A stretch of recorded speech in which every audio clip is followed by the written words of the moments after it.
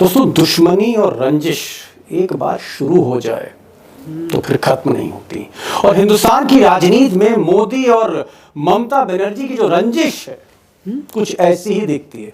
कम होने की जगह, खत्म होने की जगह दिन ब दिन बढ़ती जा रही। सच्चाई तो यह है कि मोदी वर्सेस ममता वॉर, जंग आज की तारीख में अपने चरम पर है, पीक पर है। और हालात देखकर ऐसा लगता है जैसे मोदी जी ने कहीं ना कहीं ममता की सरकार गिराने की उल्टी गिनती शुरू कर दी है। ममता को हराने की नहीं, ममता को गिराने की। अब दोस्तों, मोदी जी और ममता बनर्जी की जो पॉलिटिकल वॉर है आज, इसमें जो सबसे बड़ा मोड़, सबसे चौंका देने वाला मोड़ तब आया जब देश की राष्ट्रपति, प्रेसिडेंट ऑफ इंडिया, जी हां, प्रथम नागरिक द्रौपदी मुर्मू भी कहीं ना कहीं इस युद्ध में शामिल होती हुई थी। हालांकि राष्ट्रपति हैं, सम्मान है, प्रथम नागरिक है, लेकिन सच्चाई है कि उन्होंने पहली बार, फॉर द फर्स्ट टाइम, इस घटना को लेकर सार्वजनिक बयान जारी किया। और उन्होंने कहा कि कोलकाता की जो घटना है, जो वारदात है, उससे वो डरी हुई हैं, भयभीत हैं। इस वक्त का बड़ा बयान हम आपको बताने जा रहे हैं। बस अब बहुत हुआ, मैं निराश और भयभीत हूं। Murmu on what happened in West Bengal horror. She has condemned the West Bengal horror. President Draupadi Murmu spoke to PTI and said that she is dismayed and horrified. अब कोलकाता की घटना, जहां जूनियर डॉक्टर के साथ दुष्कर्म हुआ, फिर हत्या हुई, बहुत विभत्स घटना थी। इस पर राष्ट्रपति ने पहली बार जिस तरह से एक बयान जारी किया, और वो भी ये कहा कि वो डर गई हैं इस घटना को देखकर, भयभीत है।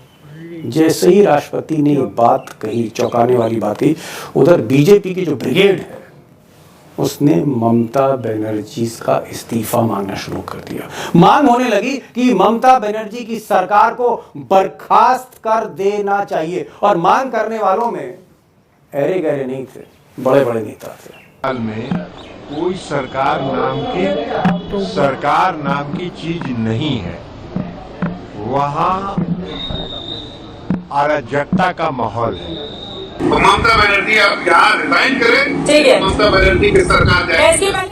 दोस्तों, द्रौपदी मुर्मू जो हैं वो देश की राष्ट्रपति हैं, प्रथम नागरिक हैं, आदिवासी हैं, महिला हैं। हम सब उनका सम्मान करते हैं, फर्स्ट सिटीजन ऑफ इंडिया, सब सम्मान करते हैं। लेकिन फिर भी इतना मैं जरूर कहना चाहूंगा द्रौपदी मुर्मू जी से, महामहिम राष्ट्रपति से इतना जरूर कहना चाहूंगा कि कोलकाता की घटना का उन्होंने जिक्र किया।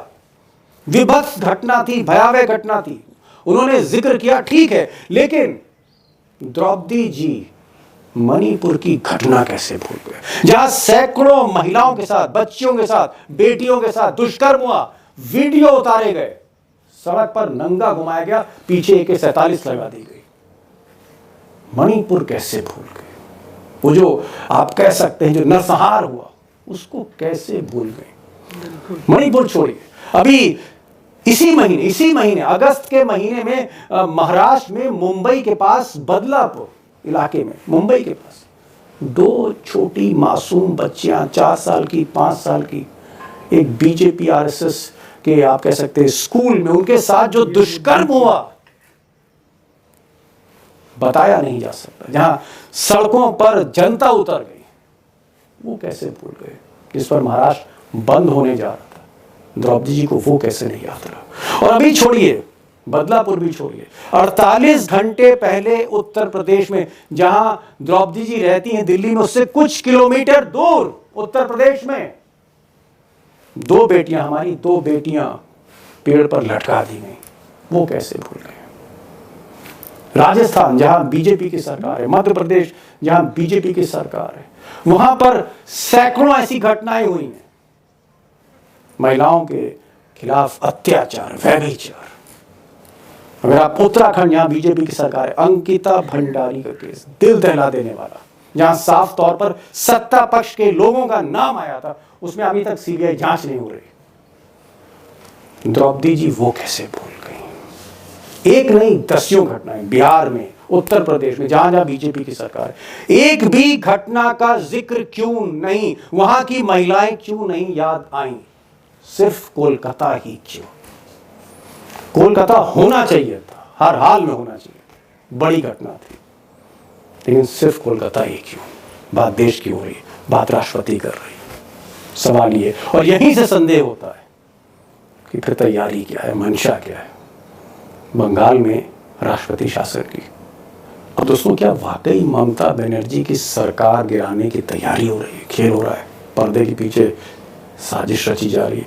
गवर्नर हो, राज्यपाल हो, राष्ट्रपति हो, मंत्री हो बीजेपी के, या फिर एनडीए के मंत्री हो, या फिर प्रवक्ता हो, या फिर पश्चिम बंगाल के नेता हो, हर कोई ममता बनर्जी को क्यों घेर रहा है और क्यों उनको बर्खास्त करने की, उनके इस्तीफे की मांग हो रही है?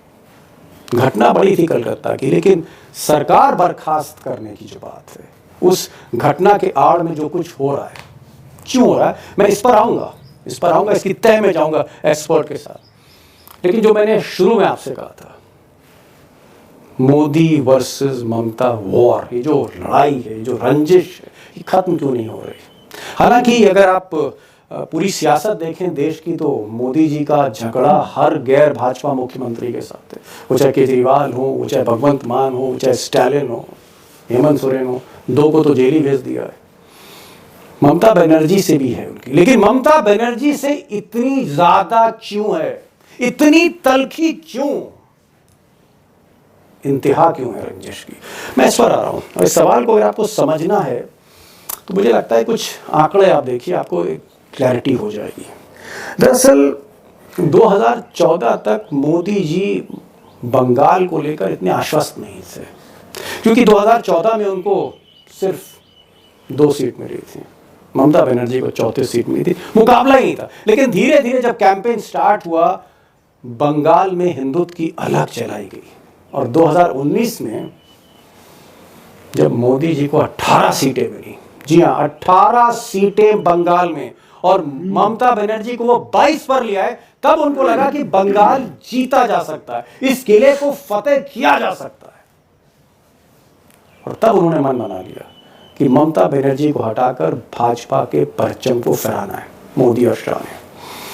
लेकिन हुआ क्या, 2024 में जहां बार बार अमित शाह कह रहे थे कि इस बार तो 35 सीट जीत के लाएंगे, ममता बनर्जी को 10 पर जो है रोक देंगे, उल्टा हो गया। 18 की जगह बीजेपी 12 पे आ गई, और ममता बनर्जी एक बार फिर से 29-30 सीट लेके चली है। और मुझे लगता है यहीं से जो अदावत है और ज्यादा बढ़ गई। कुछ लोग कह रहे हैं कि मोदी जी हरा तो नहीं सकते ममता बनर्जी को, लेकिन सरकार गिरा सकते हैं, और इसी पर यह ऑपरेशन शुरू हुआ है मोदी जी का। अब जो तथ्य मैंने आपके सामने रखे, फैक्ट्स आपके सामने रखे, उसकी पृष्ठभूमि में आज राष्ट्रपति ने पहली बार जिस तरह का एक अप्रत्याशित बयान दिया, उनसे उम्मीद नहीं थी। सिर्फ एक घटना का जिक्र है, बाकी किसी का नहीं। उसके बाद क्या दोस्तों, वाकई जो ममता बनर्जी हैं उनको कुर्सी से उतारने की, उनको बर्खास्त करने की, वहां पर राष्ट्रपति शासन लगाने की वाकई क्या तैयारी शुरू हो गई, क्या ऑपरेशन शुरू हो गया? और अगली बार अगर कोई भी बड़ी गलती ममता बनर्जी से हो गई, एक और गलती, वन मोर मिस्टेक, विकेट गिरा दिया जाएगा क्या ममता बनर्जी का? क्या गिरा दिया जाएगा? मुझे लगता है एक बड़ा सवाल है, और यहां से राजनीति की धारा भी बदल सकती है। हो सकता है विपक्ष और ज्यादा हावी हो जाए, या ये भी हो सकता है विपक्ष बिखर जाए। प्लान तो चाणक्य ने ही तैयार किया होगा। बहरहाल बंगाल को लेकर मोदी जी क्या करने जा रहे हैं, बड़ी घटना है, बड़ा स्टेट है। 2 एक्सपर्ट्स हैं, अशोक वानखेड़े टाइगर होंगे और उमाकांत लकड़ा होंगे। दोनों ही 30-35 साल का तजुर्बा रखते हैं देश की राजनीति को लेकर, और मुझे लगता है दोनों आज विस्फोटक बोलने जा रहे हैं। सुनिएगा आखिर तक। ये जो रंजिश है सबसे बड़ी सियासत की, इसकी तह में आज आपको ले चलता हूँ। मेरा पहला सवाल जो है वो टाइगर से। टाइगर, अचानक राष्ट्रपति, इस देश की राष्ट्रपति का बंगाल के दुष्कर्म पर चिट्ठी लिखना 3 पन्ने की, और फिर उसको रिलीज करना, बयान देना सार्वजनिक तौर पर, हमने नहीं देखा कि अभी तक राष्ट्रपति ने कभी मणिपुर पे कुछ बोला हो, या और तमाम इस तरह की दुष्कर्म की घटनाएं हुई हैं इस देश में, जो उबाल लेकर आई हैं।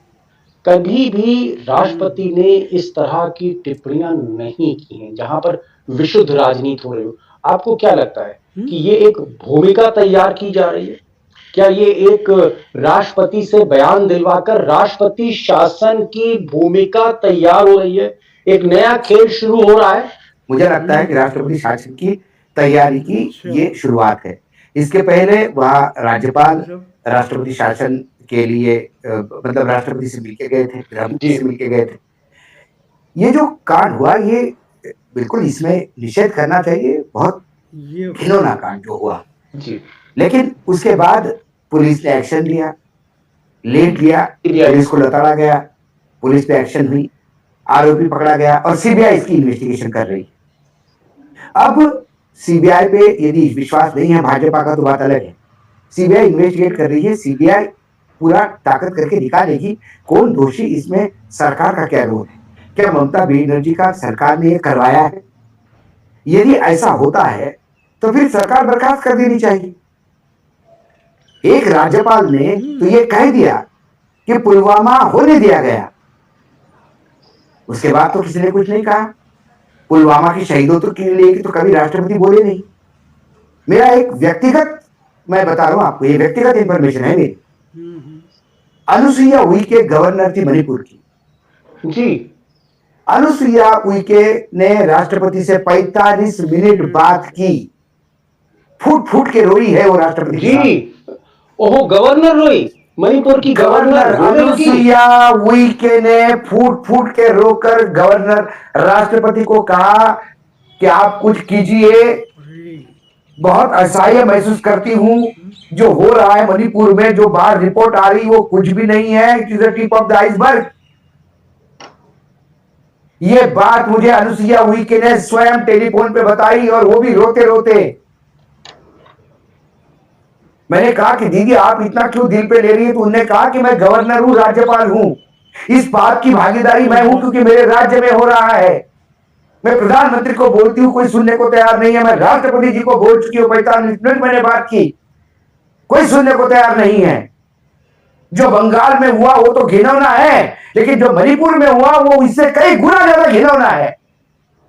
एक वीडियो मार्केट में आया और वहां के मुख्यमंत्री बोलते हैं सैकड़े वीडियो रोज आते हैं। क्या वहां राष्ट्रपति शासन नहीं लागू होना चाहिए था? क्या मेरे देश की राष्ट्रपति जो स्वयं एक महिला है, क्या वो द्रविड़ नहीं हो सकती थी? मणिपुर में क्या हुआ? क्या बिहार में महिलाओं के साथ अत्याचार और अन्याय और व्यभिचार नहीं हुआ है? उत्तर प्रदेश में नहीं हुआ है? राजस्थान में एक साल में आपके महाराष्ट्र में टाइगर, मैं बता रहा हूं आपको, महाराष्ट्र का तो छोड़ दीजिए, बदलापुर में जो हुआ, मैं दोस्त केस स्टडी बता देता हूं। और ये मैं मेरे अपने जिम्मेदारी से कह रहा हूं दीपक भाई, इसमें आपकी जिम्मेदारी नहीं होगी। जो कुछ कोई एक्शन होगी तो मुझ पर मैं फेस करने को तैयार हूं। क्या हमारे कोर्टों के ऊपर भी क्या बीजेपी के झंडे लगाना जरूरी हो गए हैं? अब तिरंगा उतार के क्या अपेक्षा करें हम? महाराष्ट्र में इतना व्यभिचार का केस होता है, लोग जाते हैं, पेरेंट्स गए स्कूल पे, सुबह 6:30 से 10:30 बजे तक लगातार हम स्कूल के सामने नारेबाजी करते रहे। स्कूल के ऊपर कोई फर्क नहीं पड़ा क्योंकि स्कूल को लगा सैया भय कोतवाल तो डर खाएगा। इस प्रशासन की सरकार के कान में आवाज जाने के लिए उन लोगों ने रेलवे स्टेशन का रुख किया, रेलवे रोकी, उनको हटाने के लिए पुलिस ने लाठीचार्ज किया। तो वहां वही उठाए हुए पत्थर, जो रेलवे के ट्रैक पे पत्थर लगे पड़े रहते हैं, वही उठा के उन्होंने फेंके। और मुख्यमंत्री कहते कि बाहर के तत्व थे यहां पे, और हाईकोर्ट कहती कि आप बंद नहीं कर सकते। यह है एक केस। दूसरा केस देखिए, सीबीआई इंक्वायरी हो गई, मुजरिम पकड़ में आ गया, सीबीआई ने आज तक क्या उस मुजरिम के सिवा कोई और अरेस्ट किया है? एक सेकंड अभी मुझे पूरा करने दीजिए, 30 सेकंड लूंगा आज मैं आपसे। मैं पहले स्टडी करता हूं, सिर्फ एक पार्ट सुना आपने। दूसरी जगह वहां बंद नहीं होना चाहिए करके रिट पिटीशन जाती है तो कलकत्ता हाईकोर्ट सुनने को मना कर देती है। वहां जो आंदोलनकारी है पत्थर साथ में लेके जाते हैं, पत्थर फेंकते हैं। वहां राज्यपाल कहते हैं कि ये जो आंदोलनकारी है इसके ऊपर पुलिस कोई लाठीचार्ज नहीं करेगा। क्या चल क्या रहा है? एक इलेक्टेड गवर्नमेंट को आप एक अराजकता के नाम पे अराजकता खुद करोगे, और यदि वहां पे सरकार बर्खास्त होगी तो सरकार एकनाथ शिंदे की भी बर्खास्त होगी, सरकार शर्मा जी की भी राजस्थान में बर्खास्त होगी, सरकार बिहार की भी बर्खास्त होगी, और सरकार उत्तर प्रदेश की भी बर्खास्त होगी। दो लड़कियां चली जाती है श्री कृष्ण के जन्म को मनाने के लिए और पेड़ों पर टांग दी जाती है, तब वो लड़कियां नहीं है, क्योंकि वहां बीजेपी की सरकार है तो वहां महिलाओं की इज्जत और महिलाओं की जान की कोई कीमत नहीं है। जहां विपक्ष है सिर्फ वहां महिलाओं के लिए प्रेम उमड़ता है क्या? आज सबसे ज्यादा यदि मुझे मेरे पत्रकारिता के जीवन में मैंने बहुत राष्ट्रपति देखे हैं, लेकिन मैंने राष्ट्रपति पद का इतना दुरुपयोग होता हुआ कभी नहीं देखा। आज मेरा सर लज्जा से नीचे झुक गया है। एक महिला राष्ट्रपति होते हुए यदि वो सब्जेक्टिव चलती है कि एक जगह उनको दुख होता है, प्रताड़ित होती है और बाकी जगह कान पे जूने रेंगती, तो ये अधिकार है मेरे राष्ट्रपति को पूछने का जी ठीक है कि महिला अपने आप को असुरक्षित समझती है, देश कहां जाएगा? ठीक बाकी राज्यों में सुरक्षा कौन देगा? बाकी राज्यों की बेटियों की इज्जत के लिए कौन रोएगा? कौन आंसू बहाएगा? ठीक है, काम डाउन। टाइगर ने बड़ी एक इंपॉर्टेंट बात कही। उन्होंने कहा कि महाराष्ट्र में जहां बीजेपी की सरकार है वहां पर दो बच्चियों के साथ, जो टाइगर जिक्र कर रहे थे कि बदलापुर मुंबई से थोड़ी दूर पर उस जगह पर दो छोटी बच्चियां, हमने एक प्रोग्राम भी दोस्तों किया था, आप देख सकते हैं टाइमलाइन पे, दो छोटी बच्चियां 3 साल की 4 साल की होंगी, उनके साथ इतना घिनौना कांड हुआ और उस पर जो है हाईकोर्ट ने कहा कि आप कोई महाराष्ट्र बंद नहीं करेंगे। तब हाईकोर्ट ने हस्तक्षेप किया, लेकिन कलकत्ता में हाईकोर्ट ने इतना वहां पर प्रदर्शन हो रहा है, बार बार बंद हो रहा है, पथराव हो रहा है, आगजनी की घटनाएं हो रही, वहां पर हाईकोर्ट चुप है। और दूसरी बड़ी बात कही टाइगर ने कि राष्ट्रपति का वो सम्मान करते हैं, पहली आदिवासी महिला है, सारी चीजें हैं, अराजनीतिक हैं, पूरी तरह से तटस्थ उनको रहना चाहिए। राष्ट्रपति विपक्ष के भी हैं और सत्ता पक्ष के भी हैं।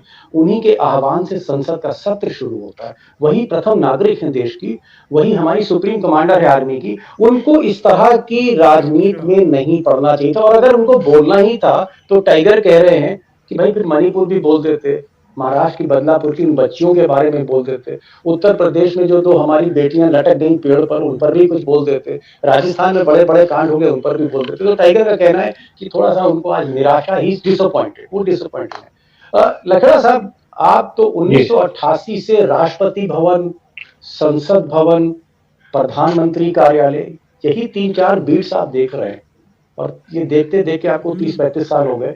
ये बताइए, आपको भी डिसअपॉइंटमेंट लग रहा है? टाइगर कह रहे हैं कि वो तो बहुत निराश हैं आज, कि राष्ट्रपति को कलकत्ते पे बोलना चाहिए था, लेकिन महाराष्ट्र पर भी बोलना चाहिए था, राजस्थान पे भी बोलना चाहिए था, उत्तर प्रदेश की जो दो बेटियां पेड़ पे लटक गई उन पर भी बोलना चाहिए था, सेलेक्टिव नहीं होना चाहिए था, मणिपुर को नहीं बोलना चाहिए था। क्या आप भी डिसअपॉइंटेड हैं?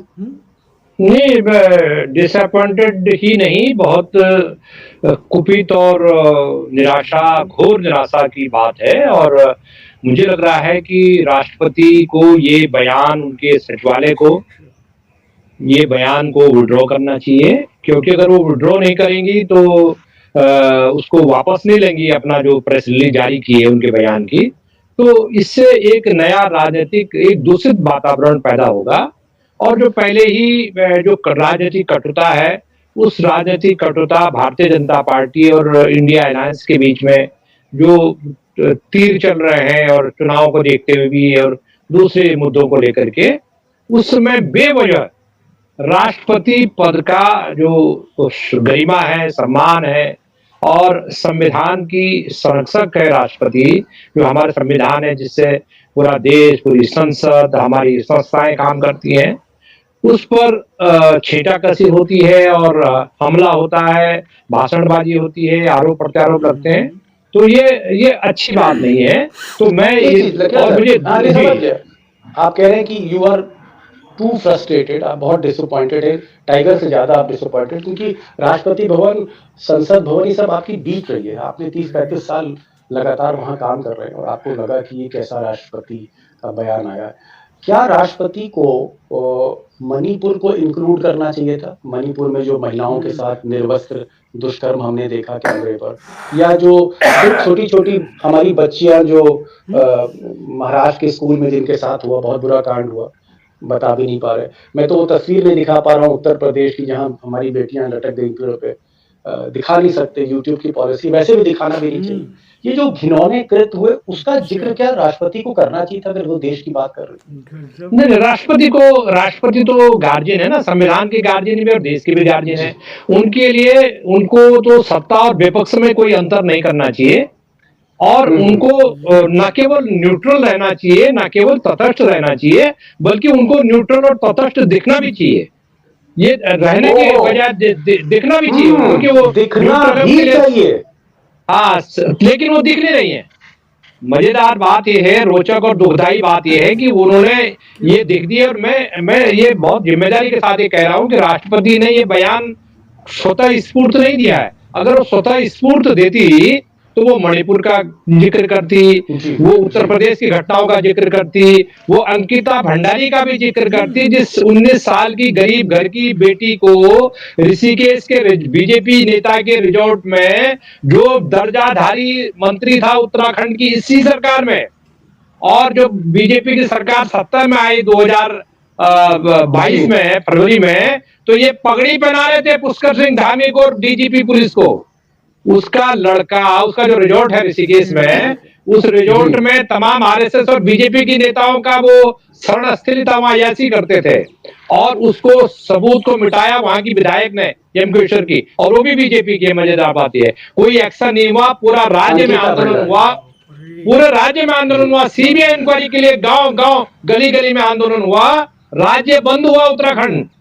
मजाल है कि कोई सीबीआई इंक्वायरी हो जाए, कह रहा नहीं, हाई कोर्ट चले गए, फिर सुप्रीम कोर्ट आ गए, no no no no, CBI inquiry नहीं होनी चाहिए। तो एक देश में आपके दो नियम कायदे क्या हैं?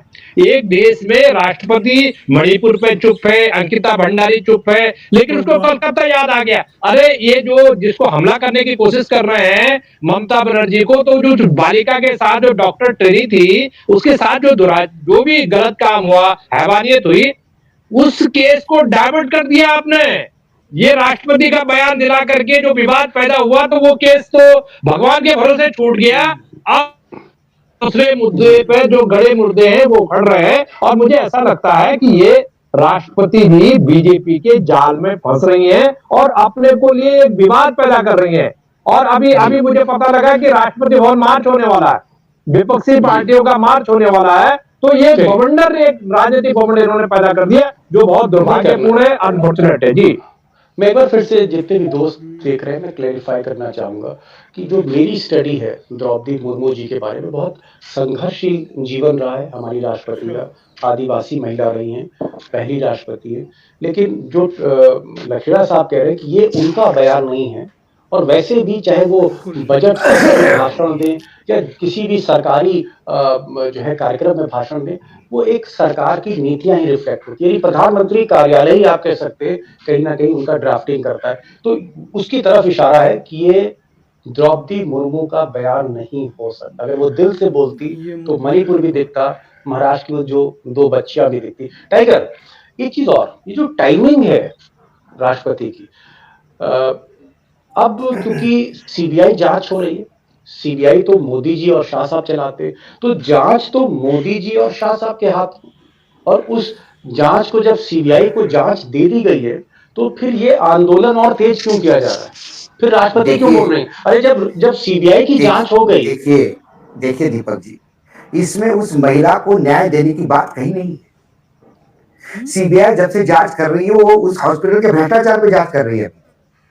मेरा कहने का मतलब है कि आज भी सीबीआई का फोकस ममता बनर्जी को घेरने का है, उस महिला को न्याय देने का नहीं। ओह, वो जो यंग डॉक्टर थी जिनके साथ ये बहुत ही विभत्स और आप मुझे बताइए, सीबीआई के बच्ची को, वो जो डॉक्टर थी जी, उसको न्याय न देकर ममता बनर्जी को घेरने की कोशिश। अभी उस डॉक्टर, वहां हॉस्पिटल में भ्रष्टाचार क्या हो रहा है, इस पे छापे पड़ रहे हैं। वहां भ्रष्टाचार में पैसा इन्वॉल्व है तो ईडी पहुंच गई है। हाँ, ईडी लगा दी पीछे। आप मुझे बताइए, सीबीआई का पूरा प्रोसेस में उस महिला के साथ क्या हुआ, कैसा हुआ, क्यों हुआ, कितने लोगों ने किया, इसके ऊपर क्या इन्वेस्टिगेशन चल रहा है जी। ये कुल मिला के मैंने क्या कहा, ये दुर्भाग्य है इस देश का।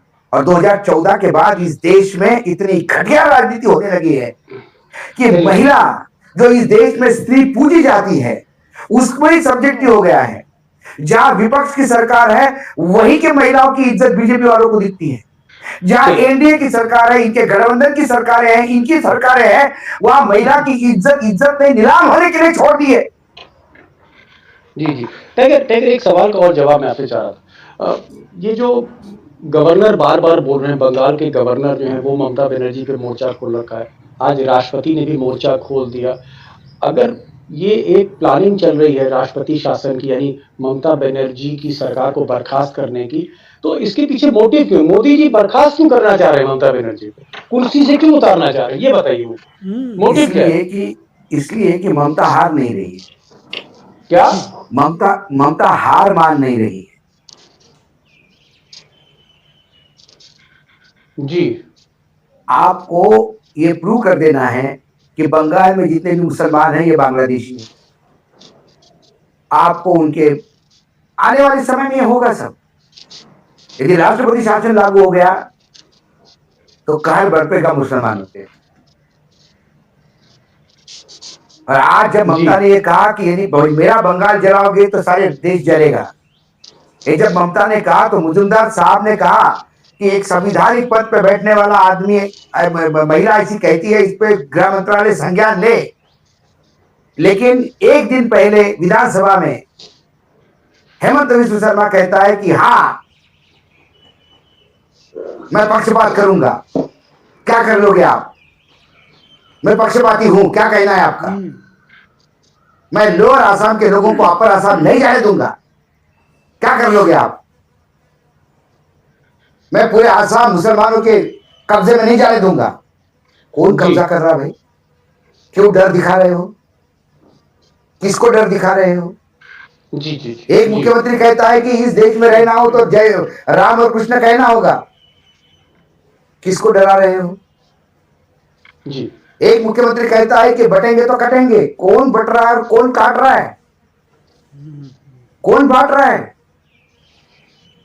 ये संविधान पे पदों पे बैठने वाले लोगों के वक्तव्य नहीं है। अब 240 पे आने के बाद अभी नहीं तो कभी नहीं वाली स्थिति है। जी, यदि ममता को अब नहीं निपटाया तो अगली बार तो ये 240 140 हो जाएंगे। जी, चलिए मैं आता हूँ टाइगर, मैं बस क्योंकि समय हो रहा है। लखड़ा साहब एक चीज बताइए, अब जैसा कि आप दोनों लोग कह रहे हैं कि एक भूमिका तैयार की जा रही है, एक माहौल बनाया जा रहा है राष्ट्रपति शासन के लिए, और इसीलिए राष्ट्रपति से बयान आज दिलवाया गया। अगर मान लीजिए मोदी जी वाकई बर्खास्त कर देते हैं ममता बनर्जी की सरकार, तो क्या ये जो फैसला है ममता बनर्जी की सरकार को बर्खास्त करना, ये बीजेपी के लिए अनुकूल है या आगे की राजनीति के लिए प्रतिकूल है? क्या ये भारी भी पड़ सकता है फैसला ममता पर आना? लकड़ा साहब, ये तो जिस डॉक्टर ट्रेनिंग के साथ हैवानियत हुई, और उस हैवानियत अगर षड्यंत्र है, उस जांच से ध्यान हटाने, उसकी जांच में, क्योंकि हो सकता है कि जांच में कुछ निकल ले रहा हो, मैं प्रेडिक्शन नहीं कर रहा हूं, लेकिन इस तरह की जो हरकतें होती हैं कि उसके मुद्दे, एक उस मालिक, उस ट्रेनी डॉक्टर की जो अस्मिता गई और उसकी जो जान गई, उसकी आड़ में होना तो क्या चाहिए कि उसको न्याय मिलना चाहिए, उसके परिवार को न्याय मिलना चाहिए, और जो भी दोषी है फांसी दी जाए उसे। निर्णायक जो जांच की जो परिणति है वो निर्णायक मुकाम तक पहुंचनी चाहिए। अगर इसका आप राजनीतिकीकरण करेंगे और इसको आप सेलेक्टिव बयान दिलवाएंगे, भारत में पहली बार राष्ट्रपति के, अभी तक तो हम ये कहते थे, चर्चा करते थे कि संवैधानिक संस्थाओं पर हमला हो रहा है, या तो संवैधानिक संस्थाओं को नियंत्रण करने वाली जो हमारी सर्वोच्च पद पर बैठी हुई महिला राष्ट्रपति हैं, जिनको पूरा देश सम्मान के साथ देखता है, हम लोग भी पूरे सम्मान के साथ देखते हैं। मैं पूरे दीपक भाई, हमने आज जो कहा ये बात आज भी हम मानते हैं। जब राष्ट्रपति बनी तो हमको लगा कि एक ऐसी राष्ट्रपति है जो संघर्ष की गाथा है, जिसने कभी हार नहीं मानी। तो अब ये, लेकिन आज जब मेरी राष्ट्रपति सत्ता पक्ष के सामने हार मानती है तो मैं कहां देखूं? नहीं, मैं खेल तो प्रधानमंत्री कार्यालय से हो रहा है। मैं तो सवाल ऐसा पूछ रहा हूँ कि अगर मान लीजिए ममता बनर्जी की सरकार बर्खास्त हो गई तो क्या ये फैसला महंगा पड़ेगा? मैं ये पूछ रहा हूँ आपसे। देखिए, इससे भारतीय जनता पार्टी को कुछ हासिल होने वाला नहीं है। इसलिए हासिल होने वाला नहीं है कि भारतीय जनता पार्टी की जो समाज के विभिन्न तबकों में जो क्रेडिबिलिटी है, जो गुडविल है, जो साख है, वो ऑलरेडी मिट्टी में मिल चुकी है। अब तो यह है कि आप जो है एक विपक्ष को एकजुट होने का, अगर उनके बीच मतभेद भी हैं तो वो मतभेद भुलाने का, और आप विपक्ष के तमाम और इतना ही नहीं, इसके पीछे चंद्रबाबु नायडू को भी मैसेज है कि भैया हमने इतनी बड़ी खूंखारी कहेंगे उसको राजनीतिक तौर पर, इतनी जो ममता बनर्जी को बर्खास्त कर सकते हैं, तो आप क्या है टाइगर से आपके खिलाफ ईडी की जांच चल रही है। आपके तो तोते की जान जो है हमारे पिंजड़े में फंसी पड़ी है। नीतीश कुमार को फंसा देंगे किसी न किसी केस में, गवाह तैयार रखते हैं हर जगह, गवाह ईडी और सीबीआई तो गवाह तैयार रखती है। तो आप ये कह रहे हैं बैकलेस हो जाएगा, इससे पूरे देश में बैकलेस हो जाएगा। और जो दुनिया देश जो बचा कुचा है, देश में जो बचा कुचा थोड़ा बहुत है पिछले 10-11 साल में, उसका नामो निशान मिट जाएगा। क्योंकि पूरे देश में फिर आप अराजकता खड़ी करेंगे, उसको न्याय दिलाओ ना। आप डॉक्टर को न्याय दिलाओ, अंकिता भंडारी को न्याय दिलाओ, यूपी में न्याय दिलाओ, महाराष्ट्र में न्याय दिलाओ, उनको न्याय दिलाओ, स्पेशल कोर्ट बनाओ उसके लिए न्याय दिलाने के लिए। आप इस तरह का राष्ट्रपति पद का इस्तेमाल क्यों कर रहे हैं? मैं तो प्रधानमंत्री के कार्यालय और बीजेपी से हाथ जोड़ के आग्रह करूंगा कि वो राष्ट्रपति के पद को घटिया राजनीति में न घसीटे। देश को इसकी कीमत चुकानी पड़ेगी। देश को किस last lion tiger, last final reaction. क्या आपको लगता है जो मैंने सवाल पूछा, ये फैसला भारी पड़ेगा भाजपा पे? अगर बहुत भारी कोशिश हो, बहुत भारी पड़ेगा, बहुत भारी पड़ेगा, बहुत भारी पड़ेगा। पूरा विपक्ष यूनाइट हो जाएगा? विपक्ष यूनाइट नहीं हो गया, एनडीए टूट जाएगा। एनडीए टूट जाएगा। बड़ी बात कही। दो बातें निकल के आ रही हैं। दोनों ही हमारे एक्सपर्ट्स ने कहा कि वो द्रौपदी मुर्मू का बहुत सम्मान करते हैं, लेकिन उन्हें ये अपेक्षा नहीं थी कि राष्ट्रपति से इस तरह की राजनीति कराई जाएगी किसी सरकार को गिराने के लिए। और राष्ट्रपति सेलेक्टिव थी, उनको मणिपुर पर भी बोलना चाहिए था, उन्हें महाराष्ट्र में जो बच्चियों के साथ दुष्कर्म है उस पर भी बोलना चाहिए था, उत्तर प्रदेश में जो बेटियां पेड़ पे लटका गई उन पर भी बोलना चाहिए था, जो बीजेपी की सरकारें थी वहां पर जो महिलाओं के खिलाफ अत्याचार व्यभिचार उस पर भी बोलना चाहिए था। सेलेक्टिव नहीं होना चाहिए था। एक ये आलोचना करिए। दूसरा ये दोनों एक्सपर्ट से कहना है कि अगर राष्ट्रपति शासन लगता है, अगर ममता बनर्जी को बर्खास्त किया जाता है तो इंडिया तो छोड़िए एनडीए टूट जाएगी, विपक्ष हावी हो जाएगा। रखेड़ा साहब आप आए और वानखेड़े साहब आप आए, टाइगर आप आए, बहुत खुलकर बोले, बहुत सेंसिटिव इशू था। मैं सिर्फ इस सेंसिटिव इशू को एक लाइन पर खत्म कर रहा हूं कि राष्ट्रपति का सम्मान है, लेकिन राष्ट्रपति को राजनीति से दूर रखना चाहिए। रखेड़ा साहब बहुत बहुत शुक्रिया, टाइगर बहुत बहुत शुक्रिया आपका। Thank you so much.